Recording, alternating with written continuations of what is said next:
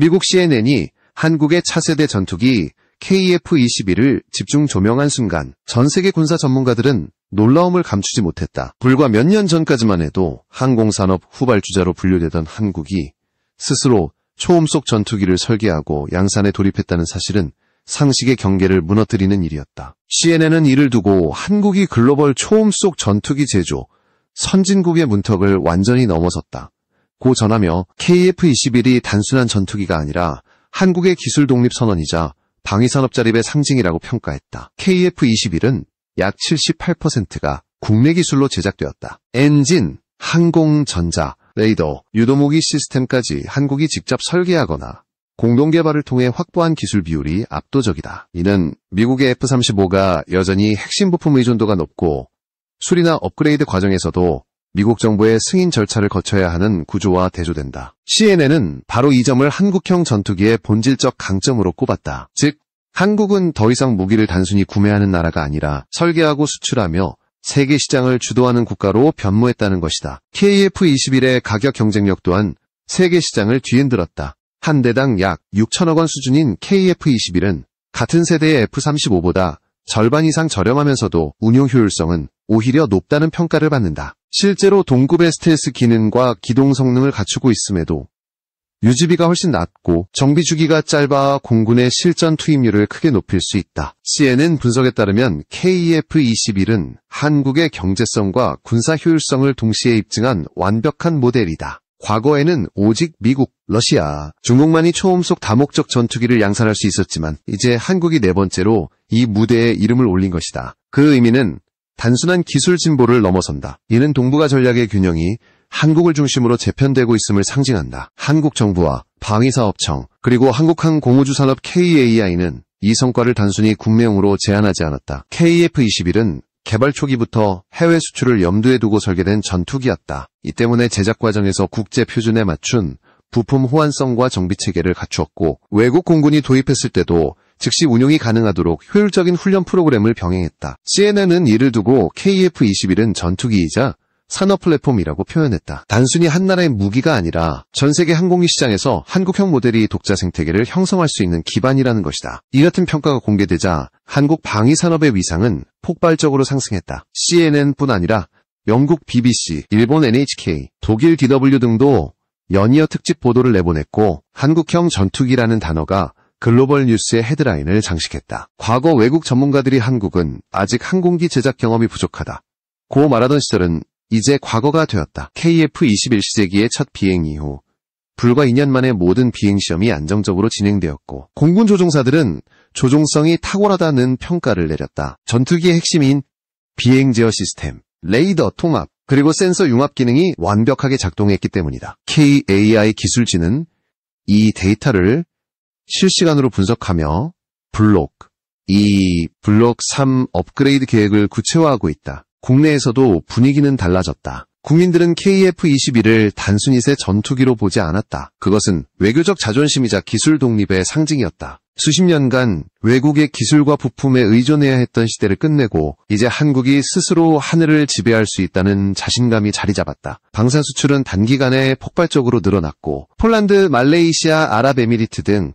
다수의 국가들이 한국 무기에 관심을 보였다. CNN은 한국의 KF-21은 이미 경제 효과 60억 달러를 넘어서며 수출 확대와 일자리 창출을 동시에 이끌고 있다고 보도했다. 이는 단순한 무기 수출을 넘어 국가 브랜드의 변화를 상징하는 수치였다. 더 인상적인 점은 KF-21이 보여준 속도였다. 한국은 항공기 개발 경험이 부족했음에도 불과 6년 만에 설계, 시제, 시험 비행, 양산 준비까지 모든 과정을 완수했다. 세계 주요 항공 강국들이 20년 이상 걸렸던 과정을 절반 이하의 시간으로 단축한 것이다. 이는 조직적 효율성과 산업협력 구조가 완벽히 작동했음을 보여주는 사례였다. CNN은 한국은 단순히 기술을 따라잡은 것이 아니라 산업 시스템 그 자체를 혁신했다고 평가했다. 즉 KF-21 은한대의 전투기가 아니라 한국식 효율과 속도가 만들어낸 산업적 기적이었다. 이 시점에서 한국은 단순히 방위산업 후발주자가 아니라 새로운 패러다임의 창조자로 부상했다. KF-21은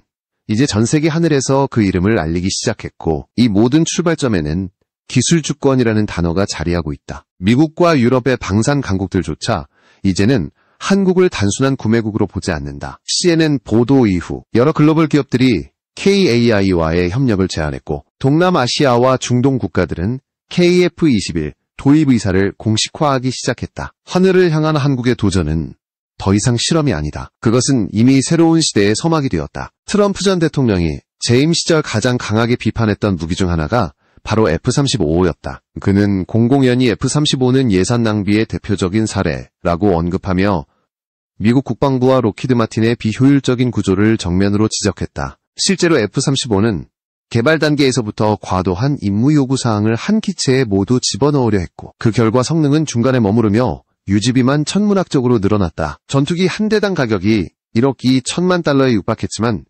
실전 운용률은 50%에도 미치지 못했다. 이는 미국 내부에서도 심각한 논란이었다. 바이든 행정부 들어 진행된 업그레이드 프로그램 역시 안정성 문제를 드러냈다. 시험 비행 도중 레이더 시스템이 멈추는 사고가 발생했고 일부 부품은 공급망 차질로 인해 몇 달씩 수리대기 상태에 놓였다. 전투기라기보다 실험기라는 비판이 나올 정도였다. 이런 혼란은 단지 기술적 문제에 그치지 않았다. 미국 방산산업의 독점 구조가 본질적인 원인이었다. 록히드 마틴, 레이시온, 노스롭 그루먼 등 거대 방산 기업들이 정부와 결탁한 채 고가의 장비를 공급하고 동맹국들에게도 사실상 선택권 없는 계약을 강요했다. 한국 역시 예외가 아니었다. F-35를 도입한 이후에도 미국 정부의 승인이 없으면 단 한 개의 핵심 부품조차 교체할 수 없는 구조였다. 업그레이드 시기와 비용도 일방적으로 통보되었다. 2023년 한국 공군은 도입한 지 불과 3년 된 F-35를 성능 개량해야 한다는 통보를 받았고 그 비용은 무려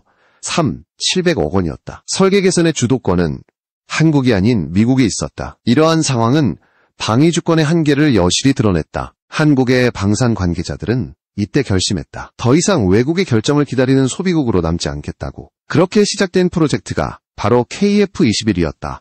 2015년 착수 당시만 해도 불가능한 도전이라는 말이 따라붙었지만 한국은 포기하지 않았다. 오히려 F-35의 비효율적 구조와 반복되는 결함 사례가 한국 엔지니어들에게는 반면교사가 되었다. 이들은 복잡한 다목적 플랫폼 대신 임무 중심 최적화라는 새로운 접근 방식을 택했다. 즉, 모든 임무를 수행하는 만능기가 아니라 공대공 공대지 작전 모드에서 효율성을 극대화한 균형형 전투기를 만들자는 것이었다. 결과적으로 KF-21은 단순하면서도 정비성이 뛰어난 설계를 완성했다. 이는 미 공군 출신 조종사들조차 F-35보다 실전 운용성이 높다고 평가하는 이유다. F-35의 독점 문제는 또 다른 부작용을 낳았다. 미국은 자국의 기술 보호를 이유로 동맹국들에게 특정 기능 접근을 제한했다. 데이터 링크, 스텔스 코팅, 전자전 시스템 같은 핵심 기술은 수출형 기체에서 제외되었다. 그러나 가격은 동일했다. 한국은 이러한 불합리한 조건을 직접 경험했고 바로 그때부터 국산화라는 단어가 전략의 핵심으로 자리 잡았다. 방위사업청과 KAI는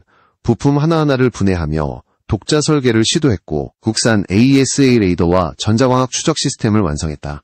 이 기술들은 현재 KF-21에 탑재되어 시험 비행에서 완벽히 작동하고 있다. 미국의 일방적 통제 구조가 한국의 기술 독립을 촉발시킨 역설적인 결과였다. 특히 F-35의 정비 비용은 한국 공군에게 큰 부담이었다. 비행 1시간당 유지비가 4천만 원을 넘었고 일부 부품은 수리비보다 교체비가 더 비쌌다. 반면 KF-21은 국산화 덕분에 같은 기준에서 운용비가 3분의 1 수준으로 줄었다. 단순히 예산 절감이 아니라 실제 전력 유지율을 좌우하는 문제였다. F-35의 운용률이 50% 내외인 반면 KF-21은 목표치 85%를 달성할 수 있도록 설계되었다. 이는 싸게 만들어서 더 자주 쓸 수 있는 전투기라는 단순하지만 강력한 논리였다. CNN은 이를 두고 한국이 미국식 무기산업의 구조적 결함을 극복한 사례라고 분석했다. 한국은 문제를 지적하는 데 그치지 않고 해답을 직접 만들어낸 것이다. 또한 F-35의 잦은 소프트웨어 오류와 데이터 보안 제한은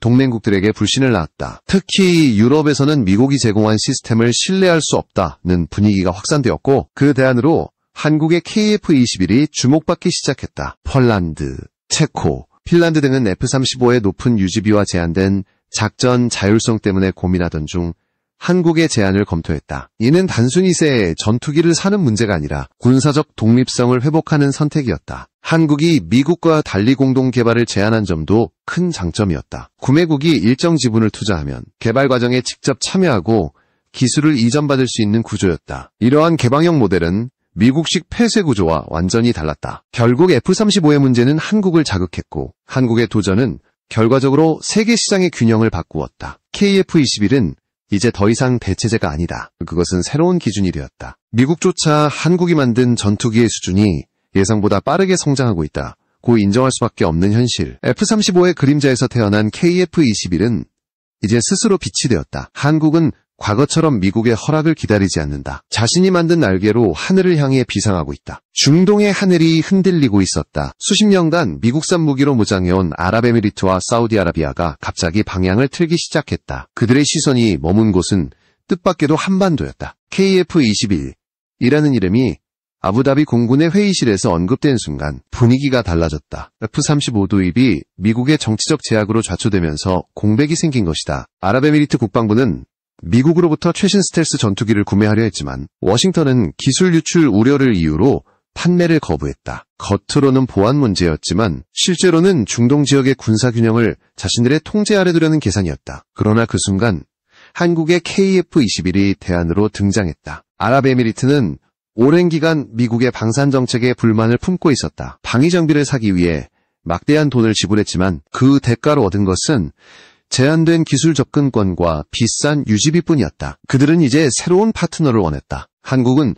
정확히 그 틈을 파고들었다. 2023년 아부다비에서 열린 국방산업 전시회에서 KF-21이 처음 공개되었을 때 현지군 관계자들의 반응은 폭발적이었다. CNN과 현지 언론들은 한국이 미국 대신 새로운 무기 시장을 개척하고 있다. 고 보도했다. 단순히 전투기의 외형이 아니라 한국이 제시한 협력 방식이 충격이었다. 공동개발, 기술 이전, 라이선스 생산, 이 세 단어가 아랍에미리트의 마음을 움직였다. 사우디아라비아 역시 상황이 달라지기 시작했다. 중동에서의 무기 경쟁은 이미 한계에 다다랐다. 미국, 프랑스, 러시아의 장비를 섞어 쓰는 복잡한 구조는 유지비만 늘리고 작전 효율성을 떨어뜨렸다. 사우디 왕세자는 외국의 통제에서 벗어나 자주적인 방위 체계를 구축하라고 지시했다. 그리고 그 목표에 맞는 파트너로 한국이 급부상했다. KF-21은 단순한 수출품이 아니라 함께 만드는 무기였다. 사우디와 UAE가 원하는 것은 단순히 비행기가 아니라 기술 동맹이었다. 한국은 과거처럼 기술을 숨기지 않았다. 대신 동등한 협력의 조건을 내세웠다. 이는 서방 강대국과의 거래에서는 상상조차 할 수 없던 일이었다. KF-21이 중동에 가져온 변화는 단순한 무기 거래를 넘어섰다. 그것은 정치적 선언이었다. 미국이 중동을 향해 던진 최첨단 무기 수출 금지 조치가 오히려 한국에게 기회로 돌아온 것이다. 워싱턴은 여전히 아랍에미리트나 사우디를 2차 동맹국으로 분류하며 최신 기술 제공을 꺼렸고 이는 양국의 자존심을 자극했다. 반면 한국은 동등한 파트너십을 약속했다. 기술 협력과 현지 생산 라인 구축, 그리고 장기 유지 보수까지 포괄하는 협정이 논의되었다. 아랍에미리트의 군사 전문지 디펜스에티는 한국의 KF-21은 단순한 전투기가 아니라 새로운 형태의 외교 무기라고 평가했다. 흥미로운 점은 KF-21의 시범 운용 보고서가 공개되자마자 중동 각국의 공군 고위 관계자들이 직접 한국을 방문했다는 것이다. 그들은 수원과 사천의 생산 라인에 시찰하며 기술 수준의 놀라움을 감추지 못했다. 한 관계자는 이 정도 수준이라면 당장 도입해도 손색이 없다고 말했다. 한국 기술진들은 엔진 테스트, 항공전자 통합, 모장 탑재 과정을 상세히 설명했고 그 투명한 태도에 현지 대표단은 깊은 인상을 받았다. 과거 미국 기업들은 군사 기밀을 이유로 세부 구조를 공개하지 않았지만 한국은 달랐다. 신뢰를 기반으로 한 공개 협의는 중동의 전략가들에게 새로운 가능성을 보여주었다. 또한 KF-21은 기후 적응성에서도 뛰어났다. 아랍에미리트의 혹독한 사막 환경은 대부분의 서방 전투기의 치명적인 약점이었다. 고온과 모래먼지로 인한 엔진 열화가 빠르게 진행되었지만 KF-21은 이런 환경에 맞춰 냉각 시스템과 필터 구조가 개선되어 있었다. 한국은 중동 시장을 염두에 두고 설계 단계부터 대응책을 마련했다. 이는 단순한 기술적 세부사항이 아니라 시장을 이해하는 전략의 결과였다. 아랍에미리트의 시험평가단은 정비 편의성과 내열성이 모두 우수하다고 보고했고 사우디 측도 장거리 임무에서 연료 효율이 F-35보다 20% 높다고 평가했다. 이제 중동은 미국의 방산 독점 구조를 흔드는 새로운 축이 되고 있다. KF-21은 그 중심에 서 있다. 아랍에미리트는 이미 공동개발 참여 의사를 공식화했고 분담금의 30%를 현물 형태로 제공하기로 결정했다. 사우디아라비아도 자체 생산 라인 구축을 논의 중이다. 중동의 오일머니가 한국의 항공산업과 손잡는 이 시점에서 세계 방산 질서가 재편되고 있다. F-25의 빈자리를 KF-21이 채우는 순간 미국 중심의 공급망은 균열을 맞는다. 한국은 그 틈을 정확히 읽었다. 이제 더 이상 수입국이 아니라 기술 동맹국으로서의 새로운 시대가 열리고 있다. KF-21은 단순히 중동에 판매되는 무기가 아니다. 그것은 신뢰의 상징이다. 한국은 전쟁을 팔지 않고 협력을 판다. 바로 그 점이 미국과 다른 것이다. 한국의 전략은 총칼이 아니라 상호번영이었다. 중동의 하늘 위에서 날개를 펼칠 그날, KF-21은 한국과 아랍 세계를 잇는 새로운 상징으로 남을 것이다. 그리고 그 시작은 미국의 거절에서 비롯된 역설이었다. KF-21 공동개발의 초창기부터 인도네시아는 중요한 파트너였다. 한국은 개발비의 약 20%를 분담한다는 조건으로 인도네시아를 참여시켰고 공동생산을 통해 동남아 시장까지 확대하겠다는 구상을 세웠다. 하지만 현실은 달랐다. 인도네시아는 경제위기를 이유로 분담금을 제때 납부하지 않았고 기술 이전 협상에서도 계속 시간을 끌었다. 한국항공우주산업 KAI는 수차례 협의를 시도했지만 인도네시아 측은 명확한 입장을 내놓지 않았다. 일부에서는 인도네시아가 KF-21의 기술을 얻은 뒤 빠져나가려는 것 아니냐는 의심까지 제기되었다. 이런 상황은 한국 내부에서도 논란이 되었다. 수년간의 협력에도 불구하고 인도네시아는 여전히 한 발 물러선 태도를 유지했기 때문이다. 그러나 상황을 바꾼 것은 한국의 단호한 결정이었다. KAI는 더 이상 미적거리지 않았다. 인도네시아를 기다리는 대신 새로운 파트너를 찾기 시작한 것이다. 그 무대의 중심에 폴란드가 있었다. 폴란드는 2022년 FA-50 전투기 48대를 대규모로 구매하며 한국과의 전략적 협력을 강화했다. 그들은 FA-50을 통해 한국산 무기의 신뢰성을 직접 체험했고 자연스럽게 KF-21로 관심을 옮겼다. 폴란드는 유럽에서 미국과 나토에 의존하지 않는 독자적인 방위력을 키우려 하고 있었고 KF-21은 그들의 구상에 완벽히 부합했다. 폴란드 정부는 공개적으로 한국과의 KF-21 공동개발 가능성을 검토하고 있다고 밝혔다. 이는 인도네시아에게 강한 경고였다. 폴란드의 움직임은 단순한 제안이 아니었다. 실제로 폴란드 국방부 대표단이 사천의 KAI 본사를 방문해 KF-21의 시제기 조립 과정을 점검했다. 현장에서는 엔진, 항전 장비, 그리고 레이더 시스템까지 꼼꼼히 살폈고 기술진에게 구체적인 질문을 던졌다. 이들은 단순히 수입국이 아니라 공동생산국으로 참여할 가능성을 타진하고 있었다. 만약 폴란드가 KF-21 개발에 본격적으로 참여한다면 한국은 유럽 시장 진출에 교두보를 확보하게 되고 인도네시아를 대체할 새로운 동맹을 얻게 된다. 이 사실이 알려지자 인도네시아 내부에서도 비판이 일었다. 일부 정치인들은 한국이 우리를 버릴 수도 있다며 정부의 소극적 태도를 문제 삼았다. 한국 내부에서는 이미 전략이 바뀌고 있었다. 과거에는 인도네시아를 외교적 배려 대상으로 봤지만 이제는 철저히 실리 중심으로 접근하기 시작했다. KAI는 기술 협상과 분담 구조를 완전히 재정비했고 참여하지 않으면 제외된다는 명확한 원칙을 세웠다. 방위사업청 역시 더 이상 인도네시아에 끌려가지 않겠다고 선언했다. 한국 언론들은 이를 두고 한국형 방산 외교의 전환점이라 표현했다. 즉, 협력은 선택이지만 지연은 용납하지 않는다는 것이다. 실제로 아랍에미리트가 30%의 분담금을 현물로 제공하겠다고 나서자 인도네시아는 순식간에 협상 주도권을 잃었다. KAI의 대응은 이전과 달랐다. 그들은 침묵 대신 공격적인 전략을 택했다. 새로운 파트너를 공개적으로 환영하며 국제방산 전시회에서 KF-21을 중심에 내세웠다. 2024년 디펜스 아시아 전시회에서 KAI는 KF-21의 실물 크기 모형을 선보였고 폴란드 UAE 대표단은 즉석에서 기술회담을 요청했다. 과거 같으면 한국이 먼저 제안서를 보내야 했지만 이제는 해외에서 먼저 찾아왔다. 이는 한국이 완전히 주도권을 잡았음을 의미했다. 동시에 인도네시아는 더 이상 필수 파트너가 아니게 되었다. 그 자리는 이미 새로운 연합이 채워가고 있었다. 이 과정에서 폴란드는 핵심적 역할을 했다. FA-50의 실전 운용 보고서가 공개되자 폴란드 공군은 한국산 항공기의 안정성과 정비성은 유럽 최고 수준이라고 평가했다. 이를 계기로 KF-21 협력 논의가 급물살을 탔다. 폴란드는 한국과 공동으로 전투기 부품 생산 라인을 구축하고 장기적으로는 KF-21의 유럽형 버전 KF-21PL을 추진할 계획을 내비쳤다. 이 계획은 단순한 수출이 아니라 공동생산, 공동설계, 그리고 유럽 현지 유지보수 체계까지 포함하는 대형 프로젝트로 발전하고 있었다. 한국은 이 기회를 놓치지 않았다. KAI는 곧바로 폴란드, UAE, 사우디와의 3자 협의체를 구성해 인도네시아가 차지하던 협력 구조를 완전히 대체할 수 있도록 로드맵을 세웠다. 이는 방산 역사상 전례 없는 속도였다. 인도네시아의 미온적 태도가 오히려 한국에게는 새로운 시장을 열어준 셈이다. 중동과 유럽이 동시에 KF-21 프로젝트에 참여하게 되면 이 전투기의 국제적 위상은 단숨에 상승한다. 실제로 일부 외신은 KF-21은 이미 아시아의 프로젝트를 넘어 글로벌 프로그램이 되었다고 평가했다. 결국 한국은 선택을 내렸다. 기다리지 않고 나아가는 길이었다. 인도네시아가 분담금을 지불하지 않더라도 한국은 자체 자금과 새로운 파트너로 사업을 완성하겠다는 의지를 명확히 했다. 이는 단순한 재정 문제가 아니었다. 그것은 기술 주권의 선언이었다. KF-21은 이제 한 나라의 전투기가 아니라 신뢰를 기반으로 한 국제연합의 상징이 되었다. 인도네시아가 머뭇거린 자리를 폴란드와 중동이 채우는 순간 한국의 방위산업은 완전히 새로운 차원으로 도약했다. 기다림은 끝났다. 이제 한국이 세계를 기다리게 만들 차례.